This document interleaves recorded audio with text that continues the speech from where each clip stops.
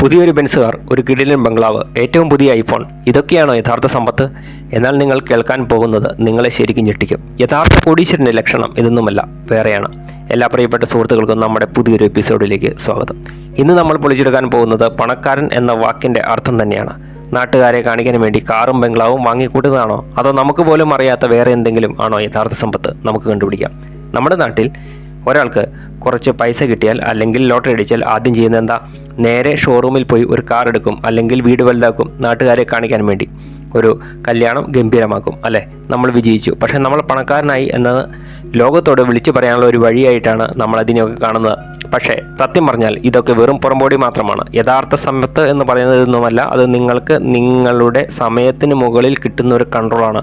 സിമ്പിളായി പറഞ്ഞാൽ, രാവിലെ അലാറം വയ്ക്കാതെ നിങ്ങൾക്ക് ഇഷ്ടമുള്ളപ്പോൾ എഴുന്നേൽക്കാനുള്ള സ്വാതന്ത്ര്യം, നിങ്ങൾക്ക് ഇഷ്ടമില്ലാത്ത ഒരു ജോലിയോ ഇഷ്ടമില്ലാത്ത ഒരു ബോസിനോടോ ടാറ്റ ബൈ ബൈ പറയാനുള്ള സ്വാതന്ത്ര്യം, നിങ്ങൾക്കിഷ്ടമുള്ള ആളുകളോടൊപ്പം ഇഷ്ടമുള്ള സമയത്ത് ഇഷ്ടമുള്ള സമയം ചിലവഴിക്കാനുള്ള അവസരം, ഇതാണ് യഥാർത്ഥ സമ്പത്ത്. ഒന്ന് ആലോചിച്ച് നോക്കിയേ, കോടികളുടെ ആസ്തിയുള്ള ഒരാൾ, പക്ഷേ അദ്ദേഹത്തിന് സ്വന്തം മക്കളുടെ കൂടെ ഇരുന്ന് ഭക്ഷണം കഴിക്കാൻ പോലും സമയമില്ല. രാവിലെ മുതൽ രാത്രി വരെ ടെൻഷനും മീറ്റിങ്ങും.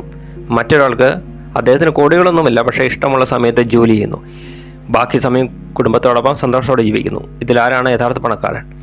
അതുകൊണ്ട് പണം കൊണ്ട് വാങ്ങാൻ പറ്റുന്ന എല്ലാം വിലപിടിപ്പുള്ള സാധനവും എന്താണെന്ന് അറിയാമോ? അത് ലംബോർഗിനിയോ റോളക്സ് വാച്ചുമല്ല, അത് സ്വാതന്ത്ര്യമാണ്.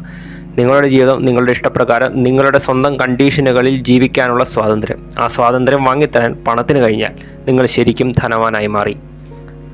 അപ്പോൾ നിങ്ങളെ സംബന്ധിച്ചിടത്തോളം യഥാർത്ഥ സാമ്പത്തിക സ്വാതന്ത്ര്യം എന്നാൽ എന്താണ്? ഇഷ്ടം പോലെ യാത്ര ചെയ്യാനാണോ, അതോ ജോലി രാജിവെച്ച് ഇഷ്ടമുള്ള കാര്യങ്ങൾ ചെയ്യാനാണോ? നിങ്ങളുടെ ആ വലിയ സ്വപ്നം എന്തായാലും താഴെ കമൻറ്റ് ബോക്സിൽ കുറിക്കാൻ മറക്കരുത്. ഈ വീഡിയോ നിങ്ങളുടെ കണ്ണ് തുറപ്പിച്ചെങ്കിൽ ഉറപ്പായും ആ ലൈക്ക് ബട്ടൺ ഒന്നടിച്ചേക്കുക.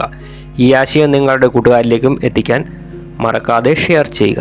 നമ്മുടെ ചാനൽ ഇതുവരെ സബ്സ്ക്രൈബ് ചെയ്തില്ലെങ്കിൽ ഇപ്പോൾ തന്നെ ബട്ടൺ അമർത്തി കുടുംബത്തിൽ അംഗമാകുക. അപ്പോൾ ശരി, അടുത്തൊരു കിടിലൻ വീഡിയോയിൽ വീണ്ടും കാണാം.